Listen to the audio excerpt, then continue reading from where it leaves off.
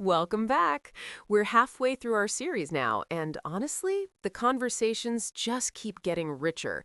Today, we're diving into social issues: inequality, community, poverty, mental health, social justice. These are topics that come up constantly in IELTS Part 3, and they require a very particular kind of confident, balanced, thoughtful language. And I think social issues is the topic where students either shine or completely freeze because it feels heavy, it feels politically sensitive, and people worry about saying the wrong thing. That's such a valid concern. But here's the thing. IELTS isn't asking for your political opinion.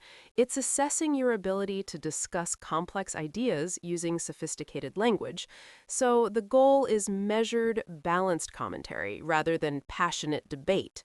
That's actually quite liberating when you think about it. You're not being judged on your views, you're being judged on how articulately you express them.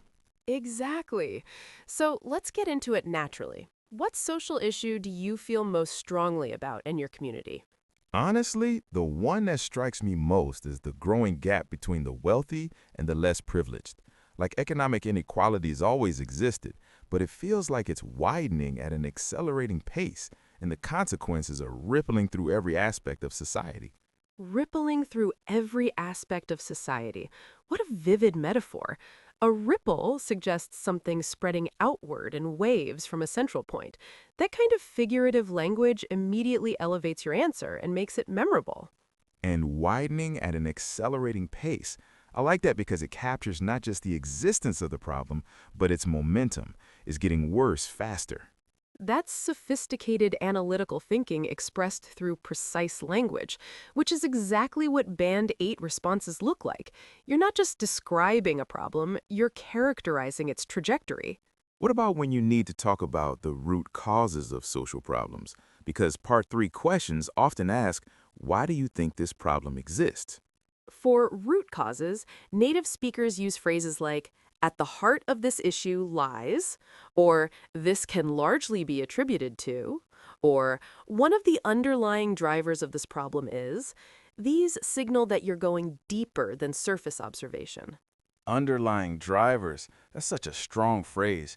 Driver as a noun meaning a force that causes or accelerates something, much more dynamic than just cause or reason. And at the heart of this issue lies, that structure puts the cause at the center of your sentence, giving it weight and emphasis. At the heart of growing inequality lies a systemic failure to invest in quality public education. That sentence is so complete on its own.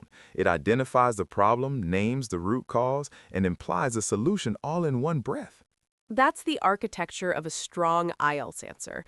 Problem, cause, implication, all delivered fluently without hesitation.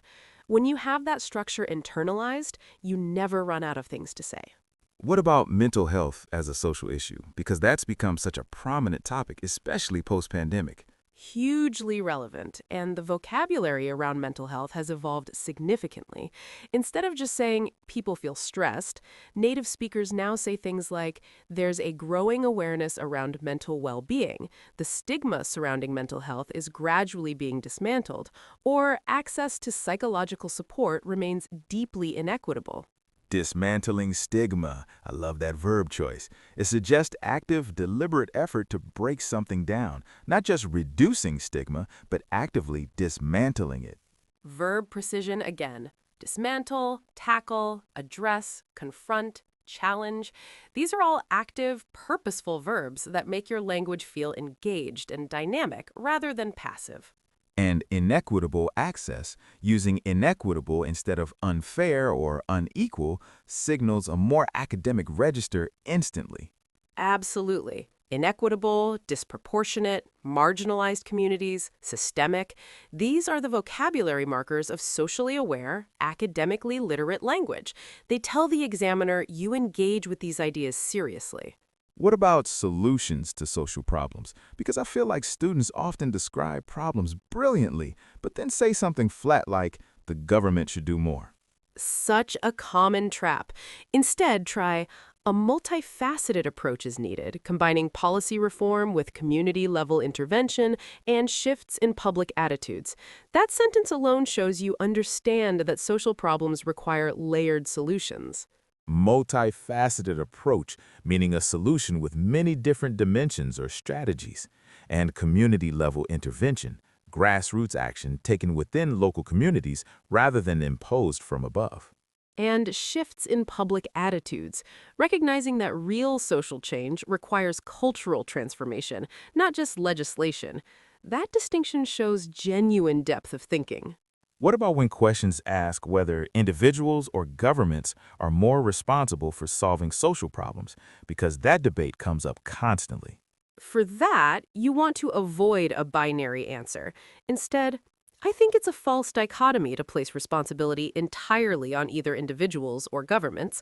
Meaningful change requires a symbiotic relationship between civic engagement and institutional action. False dichotomy, meaning a situation wrongly presented as having only two options when actually it's more complex. That phrase alone would impress any examiner.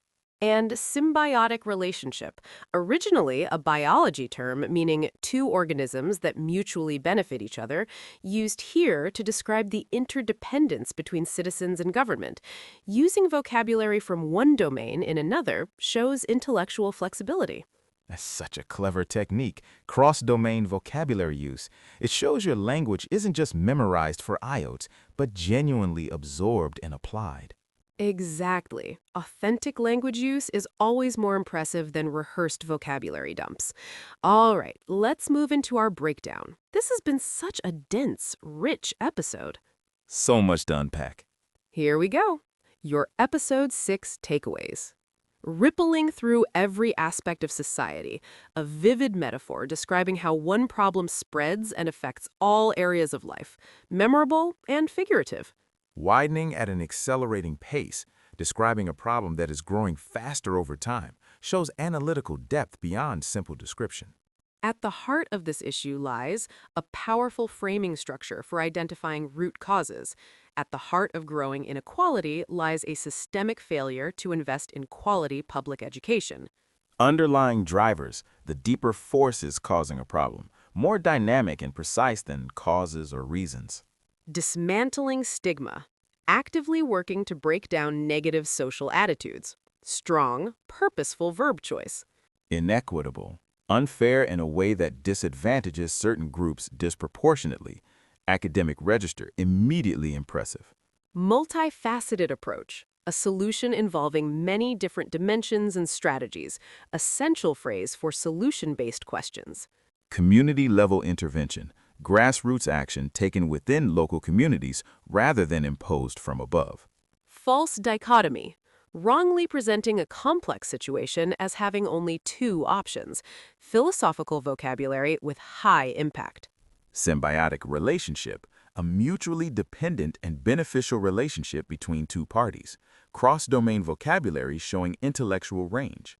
Disproportionate, larger or smaller than what is fair or expected. The burden of poverty falls disproportionately on women and children. Marginalized communities, groups pushed to the edges of society with limited access to resources and power. Pronunciation tip: inequitable, inequitable. Stress on the second syllable. 4 syllables total. Practice slowly. Inequitable. Also, disproportionate. Dis-pro-por-tion-nit. Stress on the third syllable.